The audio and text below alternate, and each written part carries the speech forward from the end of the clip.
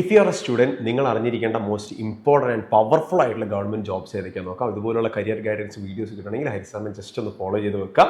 അപ്പോൾ ഒന്നാമത്താണ് defence service എന്ന് പറയുന്നത്. ഡിഫൻസ് സർവീസിൽ നിങ്ങൾക്ക് നേവി കാണാൻ പറ്റും, എയർഫോഴ്സ് കാണാൻ പറ്റും, അതുപോലെ തന്നെ ആംഡ് ഫോഴ്സസിനെ നിങ്ങൾക്ക് കാണാൻ പറ്റും. ഓക്കെ, കരസേന, നാവികസേന, വ്യോമസേന എന്ന് പറഞ്ഞിട്ട്. അപ്പോൾ അതൊന്നാമത്തെ. രണ്ടാമത്താണ് RBIയിൽ ഓഫീസർ ആവുക എന്നുള്ളത്. അതായത് റിസർവ് ബാങ്ക് ഓഫ് ഇന്ത്യ, നമ്മുടെ ഇന്ത്യയിലെ മോണിറ്ററി സിസ്റ്റത്തിനെ കൺട്രോൾ ചെയ്യുന്നത് റിസർവ് ബാങ്ക് ഓഫ് ഇന്ത്യ ആണ്. അപ്പോൾ അതിൽ ജോലി വാങ്ങിക്കുക എന്നുള്ളത് വളരെ പവർഫുൾ ആയിട്ടുള്ള വളരെ ഇമ്പോർട്ടൻ്റ് ആയിട്ടുള്ള ജോലി തന്നെയാണ്.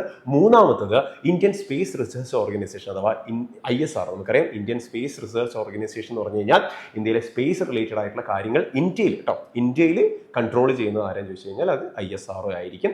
അതിനുശേഷം നിങ്ങൾക്ക് കാണാൻ പറ്റുന്നതായിരിക്കും സിവിൽ സർവീസ് എക്സാം എഴുതി പാസ്സാവണം IAS, IPS, IFS പോലുള്ള ജോലികൾ. ഈ പറഞ്ഞിട്ടുള്ള ഇന്ത്യൻ അഡ്മിനിസ്ട്രേറ്റീവ് ഓഫീസർ ഉണ്ട്, അതുപോലെ തന്നെ ഇന്ത്യൻ പോലീസ് സർവീസിലുള്ള ആളുകളുണ്ട്, ഇന്ത്യൻ ഫോറിൻ സർവീസിലെ ആളുകളുണ്ട്. ഇതിൽ ഫോറിൻ സർവീസിൽ നമ്മുടെ ഫോറിൻ മിനിസ്ട്രിക്ക് കീഴിൽ ഡൽഹിയിലോ അല്ലെങ്കിൽ മറ്റുള്ള ഏതെങ്കിലും രാജ്യങ്ങളിലോ അഡ്മിനിസ്ട്രേറ്റീവ്, ഈ പറഞ്ഞ ഫോറിൻ മിനിസ്ട്രിയുമായിട്ട് ബന്ധപ്പെട്ടുള്ള അഡ്മിനിസ്ട്രേറ്റീവ് കാര്യങ്ങൾ നോക്കി നടത്തുന്നതായിരിക്കും IFS ഓഫീസേഴ്സിൻ്റെ ജോലി എന്ന് പറയുന്നത്. അപ്പോൾ ഇത്രയും പവർഫുൾ ആയിട്ടുള്ള ഒരുപാട് ജോലികൾ നമ്മുടെ ചുറ്റുവട്ടത്തുണ്ട്. അപ്പോൾ ഇതിൻ്റെ ഒരു പാർട്ട് 2 എൻ്റെ മക്കൾക്ക് വേണമെങ്കിൽ ജസ്റ്റ് കമൻറ്റ് ബോക്സിൽ പാർട്ട് 2 എന്നിടുക. അതേപോലെ തന്നെ നിങ്ങൾ ആഗ്രഹിച്ചിട്ട് നിങ്ങൾ എന്താണ് ആഗ്രഹിക്കുന്നത്, നിങ്ങളിപ്പോൾ ഫ്യൂച്ചറിൽ എന്താണ് നിങ്ങൾ ആയിത്തീരേണ്ടതെന്നുള്ള ഒരു ആംബിഷൻ നിങ്ങൾക്ക് ഉണ്ടെങ്കിൽ ജസ്റ്റ് എന്ത് ചെയ്യുക, കമൻറ്റ് ബോക്സിൽ നിങ്ങളുടെ ഇഷ്ടപ്പെടുന്ന ഒരു ജോലി എന്താണെന്നുള്ള കമൻറ്റ് ബോക്സിൽ കമൻറ്റ് ചെയ്യുക.